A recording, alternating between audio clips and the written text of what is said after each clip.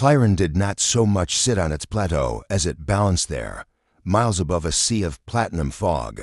Every dawn the three suns climbed in crooked sequence, dragging long blue shadows from the city's spiral towers, pathways of smart stone braided around gardens that grew upside down from the undersides of bridges, rooting in air the way sea plants root in water. On good days, the winds made a kind of music against the mirrored ribs of the council chamber. This was supposed to be a good day. The human delegation had arrived at cycle break when the smallest sun, Peril, just kissed the rim of the fog and painted the plazas with a pearly sheen. They came like all newcomers did, awestruck and over-prepared. A dozen aides in charcoal coats, a security detail in soft boots, the ambassador in a blue suit that was a little too crisp for a city that breathed so easily, and Mara. Mara looked like any human child who had learned to run before she learned the word caution.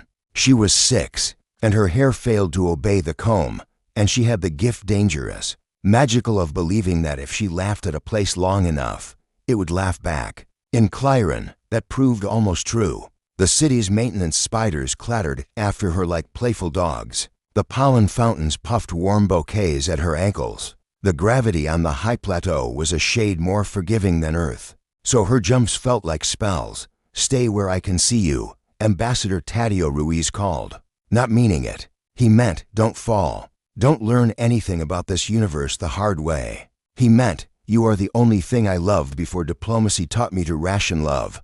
I'm right here. Mara called back, and he could tell she was already farther than she sounded. Everything about the Concord suggested untouched neutrality. The plaza's edge was embossed with the Treaty of First Languages in 36 scripts. Holo banners rippled with the sun's angle, pale and transparent. The guards wore tunics without visible seams, soft shells that made them look less like soldiers and more like ushers at a very formal concert. That had been the design, centuries ago, to make violence feel like an interruption to music. On Terrace S4, a Skargoth lookout flexed his inner eyelids against the glare and watched the human child write invisible letters with her heel in the dust. Far below, in the markets, every species had their myth of human children.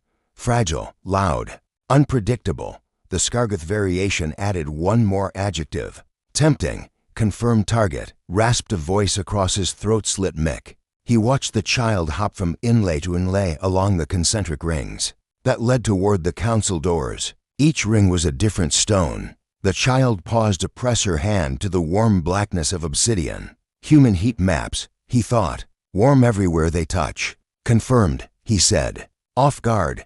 The Skargoth warband had come to Clyron under diplomatic identification. Their toothed crests capped to dull the intimidation. They moved like rocks rolling downhill slow until suddenly, once fast, their warlord, Crutch of the Shattered Reef, had made the speech he made every time he was forced to contain himself. Respect the rules you can use. Spit on the rules that use you. By the time the suns aligned into the plaza's famous triple lens glare, the warband wore politeness like borrowed skin. Earth's petition for full Concord membership hadn't needed a vote in years. Most species came with fleets and debt and grudges, and the Concord liked to spread those out like butter. But humans arrived with smaller ships and bigger questions, and when they talked about promises, other species stopped what they were doing and listened. The Skargoth had once listened to promises long ago, and they were tired of remembering that dot inside the council chamber. The morning's agenda rayed itself in midair between the delegates. Ratification of water rights on the Hesperides moons, a minor tariff dispute in the Green Quadrant, an ethical review of auto-grown workers, the human petition. The humans would go last, which meant they would wait the longest, which is where impatience grows teeth. Out in the plaza, Mara's laughter braided with the low drone of the chamber's harmonic shields. Ambassador Ruiz lost sight of his daughter for 6 seconds. 6 seconds is not long enough to cause panic in a seasoned diplomat. It is, however, a lifetime when you have rehearsed the worst ways to lose something. He turned to one of the guards, Vi, an Andrelli empath in a tunic that shifted texture with her pulse. Her tag still reads within the plaza's safe zone, Vi said without being asked, eyes tilted toward the corner of her visor where the child's location would be a blinking dot. No outbound vectors. Thank you, Ruiz said. Because he practiced gratitude like some people practice piano. He made himself look toward the council doors instead of the plaza. He made himself catalog the faces he would need to convince. On the promenade, the person who would later swear he had seen what no one else saw was a stallkeeper named Kel. Kel sold weather. He kept it in artisanal vials and gave away samples to anyone who looked like they might understand. When the air around the child tightened just for a moment, like a string plucked, Kel felt it in his teeth. Pressure, then the absence of pressure. A ripple that moved through him like a note he could not place. He looked up. The child had paused with her hand on the obsidian. She was staring at the reflection of herself, and then past it, into the dark. The obsidian inlay had been quarried from a dead world, and it held light with a seriousness that made people whisper. It held sound less well. It threw back echoes in uneven parcels. Mara's laughter came back to her, cut up into syllables, as if a group of children were taking turns. She loved that. She laughed again, and the echoes did too. And with each echo a tiny chime from the plaza's wind harp answered ting, ting like an agreement. Behind one of the obsidian pillars, 3 Scargith cracked their knuckles into place. Their hands were more like nests for fingers. They were folds of ceremonial cloth that hid things. They had practiced this unfolding. It felt like religious choreography. Step out, unspool, close off the exit. The child, a center dot in later hearings. People argued about whether this counted as a weapon under the treaties. The Scargith showed the tribunal their hands, which were bare. They showed the lacework of bone spurs under the skin, which they claimed were anatomy, not armament. The tribunal tried not to think about how easy it is to call something natural. Once it is part of you, they're not moving right, Vi said into her calm, soft enough that only Ruiz heard. The human stepped with his habits. He did not break into a run. We have a proximity concern, Vi continued, tone neutral. Ground 3 team, adjust. On it came a voice. It did not sound close enough. Mara never learned the difference between a crowd parting for her and a crowd parting for danger. She only felt the air change temperature. The 3 suns made Clyron a city of corners where shadows crossed like cats. One of those shadows became a hand, mottled, ridged, taloned. It did not grab. It hovered, palm up, offering look, a trick. See my thumb bend backwards. Mara was 6. She knew an uncle who could pretend to remove his thumb. She knew when adults made their faces soft to hide their teeth. She knew how to tell a false gift because it came with air that stayed still. She took one step back, only one, and that was enough to dissolve the choreography. The Scargith moved. Kel's vials of weather chimed against one another. The wind harp stuttered. Security protocols woke like startled lizards, flicking out tongues of data. A spatter of Andrelli microdrones petal thin. Translucent rose from the cracks in the smart stone and coalesced around the approaches. To the council doors, bright as frost. This would matter if anyone reached the doors. No one did. Mara. The ambassador's voice finally cut through him. He had not meant to use her name like that. A flare thrown from a ship at night. He did not see who he was telling to stop. His daughter or the universe. The Scargith were faster. They had a way of moving that belonged to things that learned to swim in knives. One unfolded to block Mara's retreat, to close the angles between the pillars. The motion was smooth. It almost looked like the return of a wave to the shore it just left. Don't, Vi's warning collapsed into a sound of pain in Ruse's ear as static punched the channel. Someone had spiked the local comms with a blanket of white noise made from scraped syllables. Of 36 languages. The effect was not disorienting so much as it was rude. Every sentence stepped on by other sentences. See the left. Diplomatic guards from 3 species converged on the plaza from 3 directions. All too far by a half breath. The human detail unsheathed disablers that looked like bracelets. The Andrelli put their palms out and tried to flood the square with calm. But fear has a higher specific heat than serenity. It takes longer to move. Above the council chamber, the harmonic shields flared, silk becoming glass. For an instant, the city reminded everyone what it would do if someone made it choose. The Scargith who stood closest to Mara leaned in so close she could hear the hum inside his mouth. He smelled like old coins. Message, he clicked, in common, the consonants sithing. Carry message for your elders. Mara was 6, but she was an ambassador's daughter. She knew that words could be grain or water or glass. She knew that a message could be a rope that looked like a gift. She knew her own fear by its color yellow at the edges, turning clan blue at the center, and she did not run, because when you are 6, the world has trained you to freeze for adults. She reached instead for the obsidian inlay, her palm leaving a clean spot in the fine dust, somewhere under the plaza, under the smart stone and the resonant mesh and the water cooling channels. The city's mind finished a calculation. It had begun when the Scargeth entered the chamber complex. Consensus among the council's legal A is 19 of them, none of which agreed completely with any other ticked over a threshold. An alert left the city and went nowhere and everywhere. If you listened in that frequency, it sounded like the moment a flock of birds chooses a direction. Kel the weather seller watched the nearest human guard draw a breath to shout, and watched a Scargeth elbow flick out delicate, nearly friendly, and touch the guard's throat.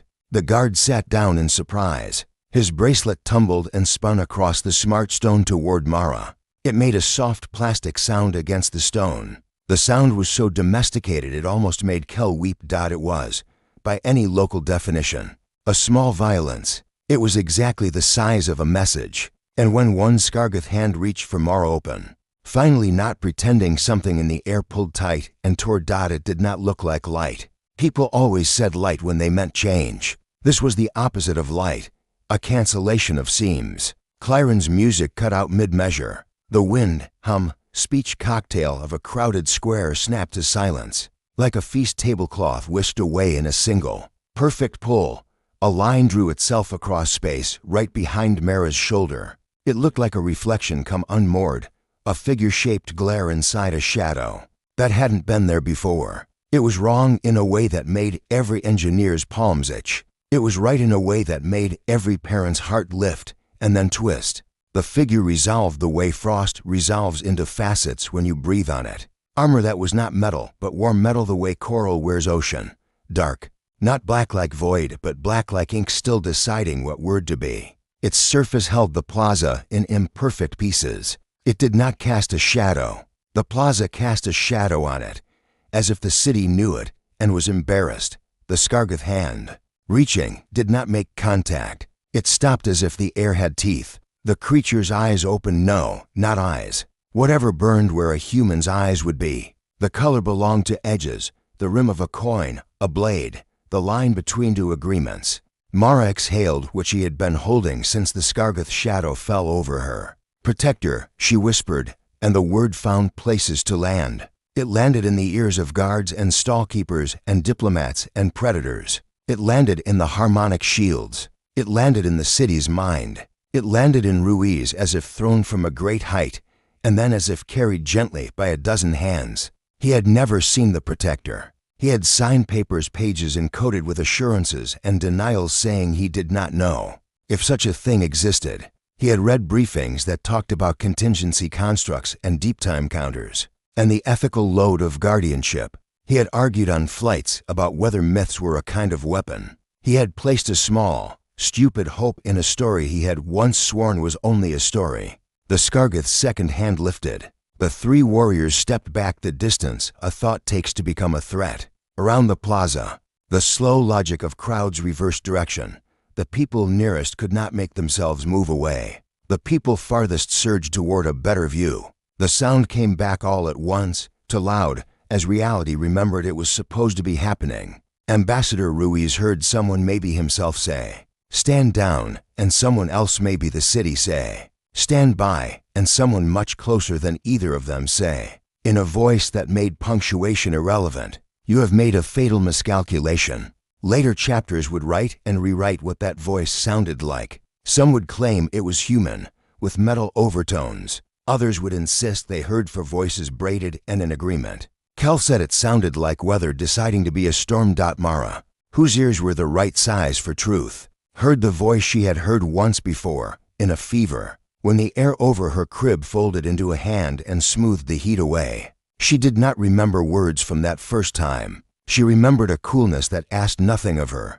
The Protector's head, if that is what you called the place where it looked when it looked tilted. It took in the 3 Scargeth, the ring of guards, the hundreds of watching eyes. It took in the way Clyron's suns slanted across the obsidian and found Mara's handprint there, a small oval of clean stone in a galaxy of dust. It took in the human ambassador, who stood as if kicked through a door in the middle of a sentence. It took in the warlord Kretch, just now stepping from the mouth of the chamber, mandibles set in the relaxed sneer of someone sure that a plan and a desire are the same thing. "I do not want," Ruiz said, meaning war, meaning this, meaning the way this will look in 15 minutes when the metals cool and the statements harden. "Want is a soft verb," whispered Vi, recovered and at his shoulder, eyes wide. "We are already in the other kind." The protector moved its hand. It was a small move. It was a mercy. It placed itself between Mara and everything else. The most advanced armor the Concord had ever quietly denied existed.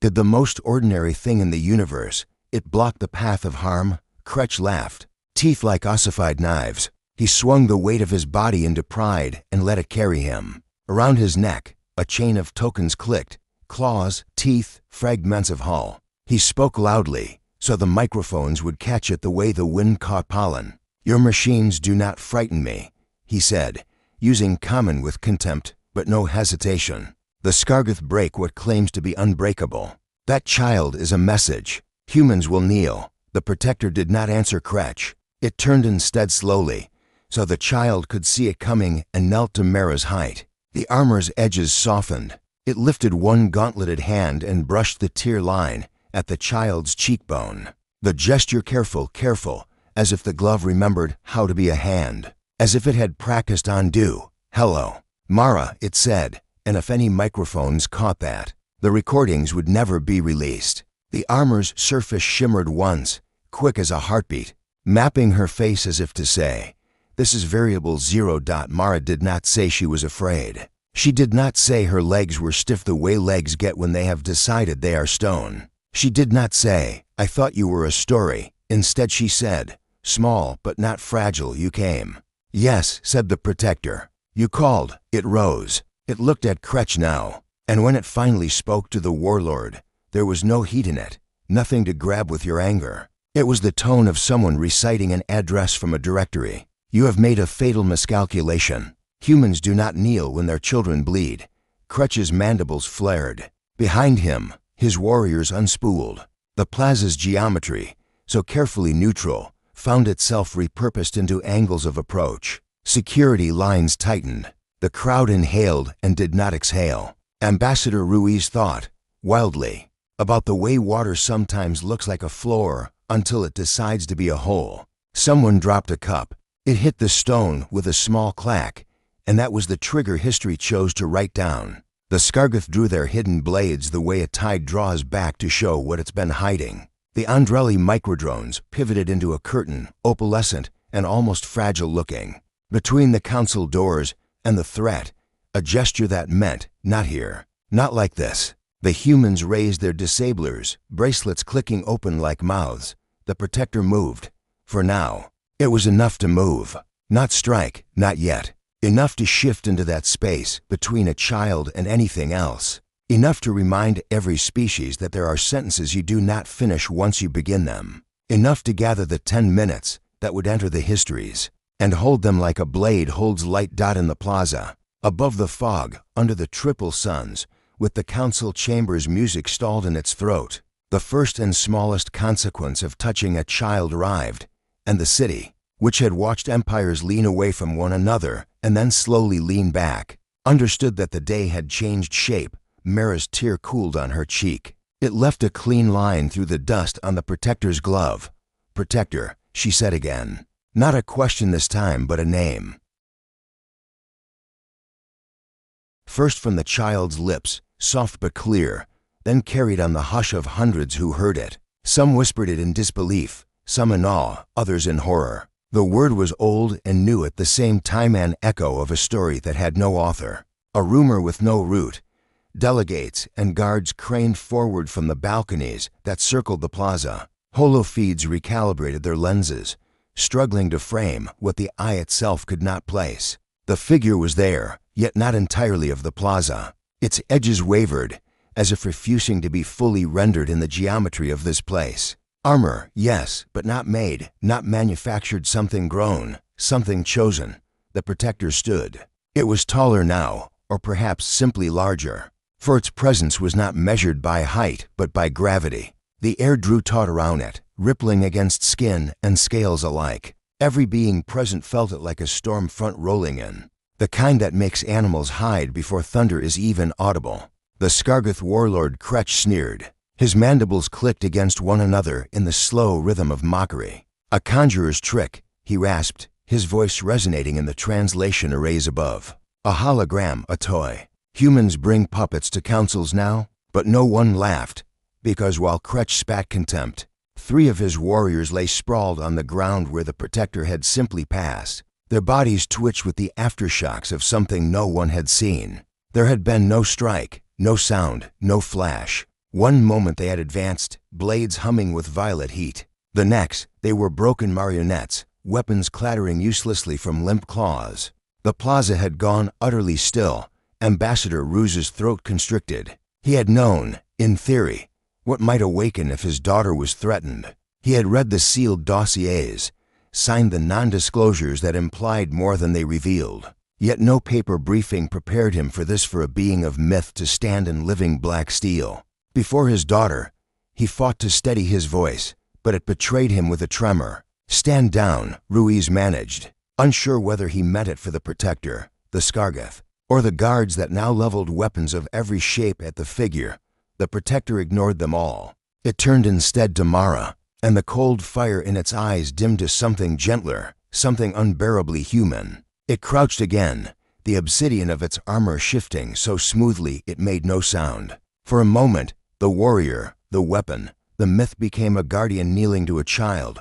"Mara," it said, voice resonant, metallic yet tender in its cadence. "You are unharmed?" She nodded, wide-eyed. Her lips trembled with 1,000 words she could not yet shape. All she managed was, "You came, as I promised," the Protector said. Its tone softened in a way that suggested memory not its own, but hers. "No harm will reach you. Not while I exist." Kretch barked a laugh, though it carried unease beneath its edge. He stepped forward, armored carapace glistening beneath the suns. "How touching," he spat. "A machine speaking vows. Do you think the spectacle will save you? Do you think a construct can frighten the Scargeth? We have shattered empires older than your star. We grind guardians into dust." The Protector rose slowly, turning its gaze toward him. Where it had knelt in tenderness, now it stood in judgment. The glowing eyes burned brighter, flaring with something that made the air itself recoil. "You mistake me for a machine," it said, voice layered now, carrying harmonics that resonated in the stone beneath their feet. "But I am not forged by your measure. I am not built. I am bound." The words struck the plaza like hammer blows. Every ambassador present knew what bound meant in human context. Not constructed, not manufactured, but tied. Fused to oath, to lineage, to blood. A construct that was not simply programmed but sworn. Ruse's knees nearly buckled at the confirmation of the very secret Earth had buried. The Protector was no myth. It was real, and it was tied not to humanity in general, but to one of them, specifically his daughter. The warlord's mandibles clattered in irritation. "Bound or built, it matters not. You stand against me, and you will fall." At his gesture, the remaining Scargeth warriors lunged forward, weapons raised. Their blades whirled with plasma edges, hot enough to slice through armored hulls. They struck in perfect unison, their species' art of war honed over centuries. The Protector moved. Not quickly, no one present would describe it as speed. It was inevitability. The way water flows downhill, the way a star collapses under its own weight. Weapons struck, but armor turned their force aside as if they were reeds tapping on stone. A gauntleted hand lashed outward, one Scargeth crumpled, chest imploding inward. A knee lifted, another fell sideways, helm shattered like clay. A turn, a pivot, and a third was sent sprawling into the council stairs. Bones cracking against marble. 10 seconds. That was all. 10 seconds. And the plaza, that had moments ago belonged to Kretch's warriors, was littered with their broken bodies. The Protector did not pause to admire its work. It advanced toward the Warlord, steps measured, as if each one was weighed and approved by fate itself. Kretch bellowed a challenge. lifting his plasma axe in both claws. The weapon hummed hungrily, spitting violet arcs that scored the stone beneath his feet. His bulk towered over the Protector, a beast clad in ceremonial armor thick enough to shrug off artillery. "You are a shadow," Kretch roared. "I am a war." The Protector stopped 3 paces away, tilting its head slightly, as though studying him not as an enemy, but as an equation to be solved. And then, calm and unshaken, it answered, "You began this with a child. You will end this here." The Warlord struck. The axe came down with the weight of a mountain. The Protector's gauntlet rose, caught the weapon mid-arc, and held. Sparks screamed between them. The air split with the force of impact, a concussive wave rippling across the plaza. Delegates staggered, guards braced. Mara clung to her father's leg. But the Protector did not move. It held the axe in one hand, as though it were nothing more than a branch, and its eyes burned brighter still. The Warlord's roar faltered. For the first time, fear flickered in his multifaceted eyes, and the council chamber, which for centuries had silenced wars with words, watched as a different language unfolded, the language of inevitability, of wrath, of promise kept. The silence was not absence but pressure, a silence so dense that even the sun seemed to dim above Clyron's crystalline towers. The Protector stood locked against the Warlord's axe, its gauntlet unmoving, black armor drinking the light around it. Kretch snarled, mandibles wide, muscles along his carapace rippling as he poured centuries of war-bred fury into his weapon. The plasma axe howled, violet arcs chewing at the Protector's grip. Any other being, flesh or machine, would have been vaporized in the storm of energy. But the Protector's hand remained steady, fingers tightening until the weapon's humming pitch climbed to a shriek.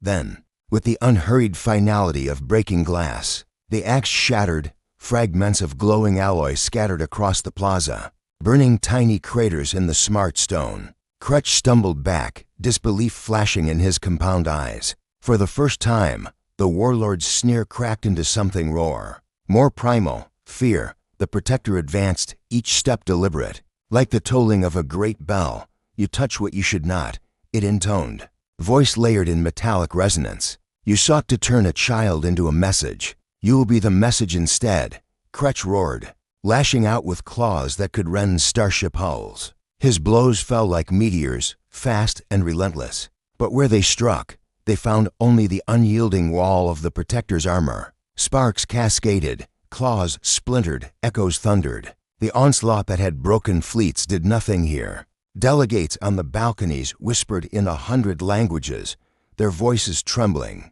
Some muttered prayers to gods of war, others to gods of mercy. Guards, weapons raised, found themselves rooted, transfixed. None dared interfere. This was not combat. It was judgment. Kretch's frenzy faltered. His breath came ragged, mandibles clattering with exertion. The Protector seized the moment, hand flashing out to seize the Warlord by the throat. The grip lifted the Scargith effortlessly, a towering brute raised like a child's toy. Kretch clawed and riffed, but the gauntlet held fast, armored fingers pressing into the grooves of his carapace. "You will start a war." Kretch spat, voice gurgling as his airways collapsed. "The Scargith will burn your world, burn your children, burn your sky." The Protector's eyes flared, and for an instant, the plaza was washed in their searing glow. Its voice cut through the stillness, sharp and undeniable. "You began the war when you reached for innocence." And with that, it struck. The Protector's other hand, glowing with contained force, swept across in a single, merciless arc. The blow was so precise it was surgical, so powerful it seemed the air itself recoiled. Kretch's head tore free from his body in one clean motion. Mandibles froze mid-snarl, eyes wide with a fury that had not yet caught up to death. His body collapsed, massive and shuddering, carapace splitting against the obsidian inlays of the council's floor. Gasps rang out like shattering glass. The Scargith warband, those still conscious, let out a guttural keening, a sound of rage and disbelief. Some charged forward in desperation. Others froze, knowing the fate that awaited them. The Protector did not flinch. With solemn grace, it lifted the severed head high, violet ichor dripping from its gauntlet. The suns caught on the jagged horns of the Warlord's crest, making them gleam like twisted crowns. "Behold your message," the Protector declared. voice reverberating through every speaker, every translator, every stone of clarion itself, or slowly, deliberately. It carried the head across the plaza. No one moved to stop it, not the guards, not the delegates, not even the Scargith. All eyes followed as it ascended the marble steps into the council chamber itself. The chamber doors, meant to admit only diplomats and law, parted for the Protector as though compelled by an older authority. Inside, the heart of the Concord waited, a great circular daze where decisions were spoken into permanence. The Protector mounted the daze, every step echoing. And there, at the center where laws were born and wars were ended, it placed the Warlord's head. The chamber lights dimmed as if bowing. The severed head sat upright, horns crooked like jagged spires, mandibles forever frozen in rage. Ichor pooled across the sacred stone. A silence deeper than fear followed.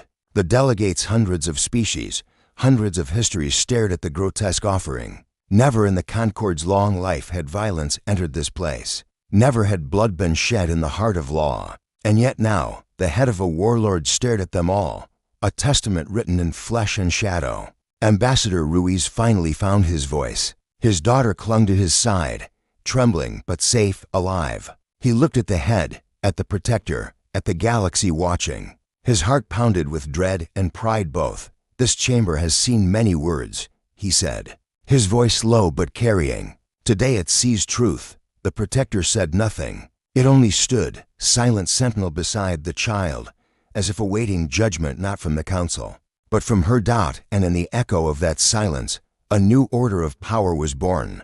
The Scargith warlord was dead. His head sat in the council's heart, and the galaxy, for the first time, understood what it meant to threaten a human child. The council chamber had been built for words, not blood. Its vaulted ceilings were tuned to amplify speeches in the softest tones. Its marble floors were quarried from neutral ground on a nameless moon, chosen so no species could claim precedence. Its central days had seen the signing of treaties that stopped wars measured in centuries. Never had it seen this. The warlord's head sat upright at the heart of the days, its black ichor pooling into the inlaid grooves of the treaty circle. The mandibles, still frozen in a snarl, glistened beneath the white light of the chamber's focus beams. Delegates could not look away. Some whispered to their aides in frantic bursts. Others sat stiff, too afraid even to blink. The Protector stood over the grisly trophy, armor still gleaming as though it had just stepped out of myth. It made no further motion, no sound. It simply was, a sentinel bound to its vow. A question made flesh. What would the galaxy do, now that it had seen? Ambassador Ruiz held his daughter in his arms. Mara had finally surrendered to exhaustion, her head resting on his shoulder. Fingers curled in the lapel of his suit. Her breathing was slow, steady, safe. That word repeated in his mind like a mantra. Safe, safe, safe, but outside of his arms. Nothing was safe at all. The council in Kaust chamber erupted at last. Voices clashing in 100 languages. "The sanctity of this chamber is broken," cried a Kethri delegate, their jelly-like body quivering with outrage. "We cannot allow such lawless violence." "Lawless?" interrupted the hulking Armuth ambassador, voice like gravel. "The Scargith began the crime when they threatened the child. The response was justice." "Justice?" A shrill voice from the avian Grith delegation snapped. "That thing is not justice. It is an abomination, a myth made real. Do you not see? The humans have unleashed a weapon that bows to no law but their own." The chamber spiraled into argument. Some species raised their voices in fear, others in admiration. Words like dangerous, savior, outlaw, guardian, threat, and ally collided in the air like sparks from clashing blades. Above them all, the warlord's head stared, silent, undeniable. The Scargith Reactionthi, surviving Scargith delegation, knelt by their fallen leader's body, mandibles clicking in a low, guttural rhythm. Some tore at their crests in mourning. Others hissed oaths of vengeance. Their second-in-command, lesser in size, but burning with fury, stood, pointing a claw at Ruiz. "This is murder. This is dishonor. The Concord must act, execute the machine, and the humans who unleashed it." The Protector did not move. Its eyes burned dimly, cold embers awaiting fuel. Ambassador Ruiz stood, still holding Mara, and met the Scargith's accusation with calm steel. "Your warlord struck first. He struck at my daughter, at a child. You brought violence into this chamber, not us. A ripple of agreement spread across part of the chamber. Others murmured dissent. The Concord had survived centuries by clinging to neutrality. But neutrality had just been cracked like glass. The human ambassador speak-throughs felt the weight of every gaze upon him. Allies testing their faith. Rivals waiting for him to falter. Predators calculating weakness. He tightened his hold on Mara. For her sake, for his people's. His voice had to be more than his own. Counselors, he began, his words echoing against the vaulted ceiling. You have all seen what happened here. The Scargith threatened a human child. In their arrogance, they believed it would send a message of dominance. Instead, they revealed to you the one truth humanity holds above all others. He paused, letting the silence press. We are not the strongest. We are not the oldest. But if you come for our children, we will not kneel. We will not wait. We will end the threat. Gasps, murmurs, shifting bodies. The human ambassador did not raise his voice, yet his words cut deeper than a weapon. He let the sight of the warlord's severed head do the rest. Division in the council. Debate stretched long into the night cycle. Some delegations clamored for sanctions against Earth. They argued the Protector was too dangerous. A being outside the Concord's laws, a weapon of terror. If such guardians are bound to their young, one delegate said, then every human child is a trigger for slaughter. Others spoke with grudging admiration. The Protector's power had been undeniable, its restraint equally so. It had struck only those who threatened Mara. It had not turned its wrath on innocents, had not punished those who merely watched. In a galaxy where vengeance often burned indiscriminately, that alone was a rare kind of justice. Still others whispered in fear. If humanity could call such beings to their defense, then humans were no longer the fragile newcomers many had dismissed. They were a power no one yet understood. The Protector's silence through it all. The Protector remained still. It did not argue. It did not boast. It simply stood beside Mara until she awoke briefly, looked up, and whispered, "Are you still here?" The armored figure knelt again, head bowed. Always, then it straightened, silent once more. As if its existence required no explanation beyond that promise, the verdict of his story be dawn. No resolution had been reached. The council recessed, its members divided, fearful, uncertain. The Scargith delegation departed in disgrace, their warlord's head still impaled on the days as a warning no one dared touch. Ambassador Ruiz left the chamber with his daughter in his arms, the Protector a silent shadow at his back. He knew what the headlines would call this day: outrage, scandal, violation. But he also knew what history would call it. The moment the galaxy learned the cost of threatening humanity. Outside, the suns rose again, casting long shadows across Clyron's spires. The plaza was scrubbed clean. Yet every delegate who stepped there felt the echo of what had occurred. A head severed, a vow kept, a myth made flesh. And in every whispered conversation across the galaxy, one truth spread like wildfire. The humans are not alone. They have protectors, and no one who threatens a human child will live long enough to forget it.